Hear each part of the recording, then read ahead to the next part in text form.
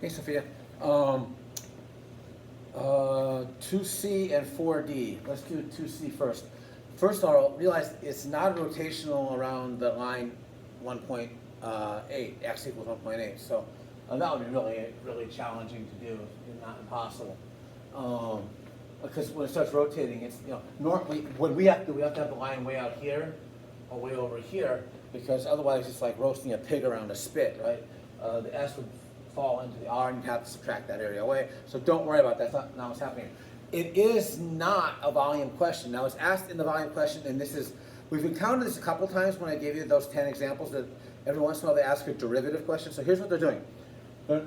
They're noticing that when you look at the graph here, that the distance here is 0, and then it's growing, and then it starts to shrink back to 0.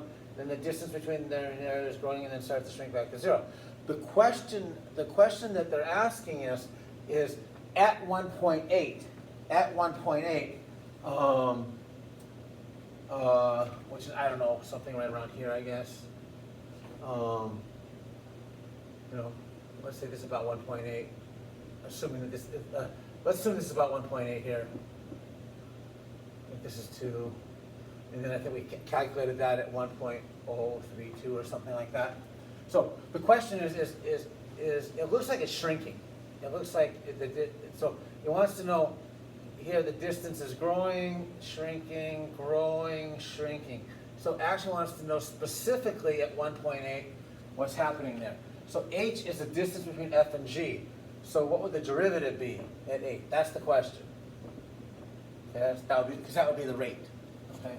So what you want to realize here is what is h? H is the absolute value between f minus g. And the first one is the exponential. So this one here is g, and this one here is f.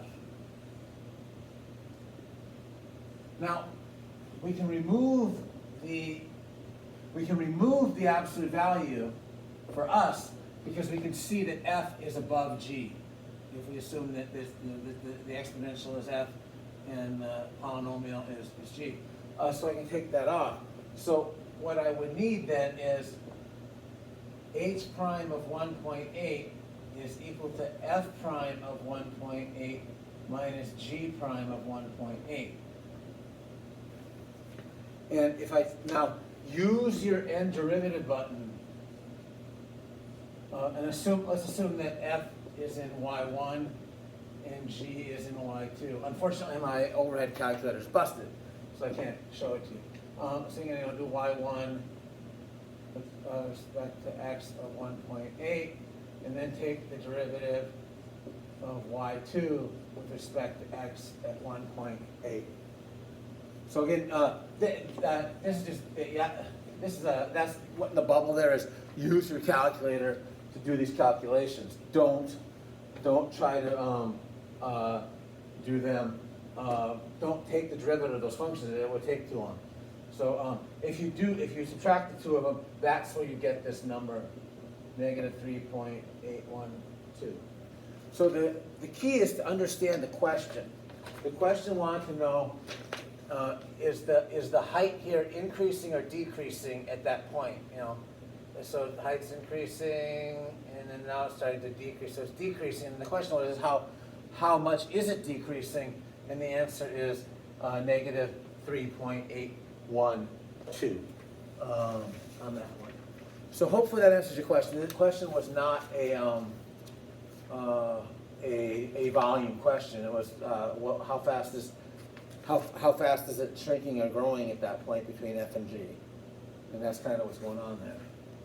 Okay, 4D, the initial math on it seems like it's going to be simple, and then it's like, whoa, then it's like, so don't worry. I found the last step of this a little challenging in terms of the algebra. You have to really go back to like your algebra and go, how do you solve an equation like this? So don't panic if you got it.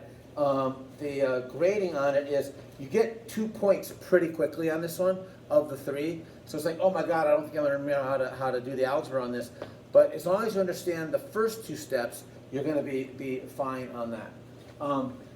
Here's what you do. It is you we're given this is what we're given initially. So this is 4b or 4D as a dog. In the D question, they say, what if I tell you that y is linear? Remember, I think I made a comment that we can't actually separate that variable and come up with it. But let's assume the solution is linear. What can we see is happening? Well, if we know the derivative of mx plus b is m, because this is the slope, right? But that's also the derivative. So here's the key. You literally get 2 of the 3 points on the AP exam if you acknowledge that the derivative has to equal the derivative. So if this is the original derivative I gave you, and then I tell you y is mx plus b, well, that would have to be m. You actually get 2 out of the 3 points for that. Now, solving that equation is not something that's super obvious, okay? How do you solve this equation, okay? But just to stop, so you're not in panic mode here on this one, if you just make the calculus connection that that's the derivative, and if that's the function, then that's the derivative. They have to be the same. So let's just do the algebra on it now, just because I think that's probably what your real question is about. Hopefully you got to that point. But if you didn't, that is the guts of the question, okay? The guts of the question is that I have the derivative originally given to me in the original question. They tell me that y equals mx plus b. What we know that that's a line with a slope of m. That means the derivative is m, so that they must be equal. The original slope that was given must be equal to m. How you solve this is you put this in for y. So you get 2x minus mx plus b equals m. And you're like, whoa, that's really weird. Yeah, because I got two variables. One equation. When you have two variables, one equation, it is not an easy thing to solve. So watch the algebra on this. I have 2x minus mx minus b minus m. So I distributed the negative and moved over. It's just algebra, but it's like, oh, that's weird. Because normally we need two equations if we have linear equations to find the solution. But we can actually do it with one because of the way of the dynamics here. And the reason is we're using this equation twice. So it kind of, in a weird way, eliminates one. But let's just focus here. Factor out the x, and then factor out the negative. You don't have to do that, but that's going to make the explanation easier. Now, here's the thing. I want that's an m here. So I want this to be equal to 0. So I have x times something minus something equals 0. Well, x can be anything, right? I can make x any number I want. So this better be 0. I better make sure 2 minus m is 0. Oh, I can, as long as I make m 2. So, yay, I've got the 2. So if that makes this 2, this better be 0 as well, because I want the whole bloody thing to be 0, right? So if this is 2, then that would have to be negative 2. And that's how you do the algebra on it. But what I really want to say is this. It took me a second to think this through, okay? So, and I've been teaching calculus a long time. This is not something real normal. But the first part is normal. The first part is something that is a normal idea, that you arrive at the derivative of a function in two different ways, and or sometimes you have two different functions, and you want to know when their derivatives are going to be the same, or when they're going to have parallel lines, or stuff like that. You have to realize, okay, if this is the derivative of the equation originally, and then this is the derivative given this paradigm in D, they specifically tell us in D that y equals mx plus b, then all you have to do is set them equal to each other. And this question is worth 3 points, and you get 2 of them for just making that observation. Admittedly, the algebra is a lot of work, and I would say would require some pretty decent thinking on that. So, but anyways, hopefully I've answered the 2 questions for you.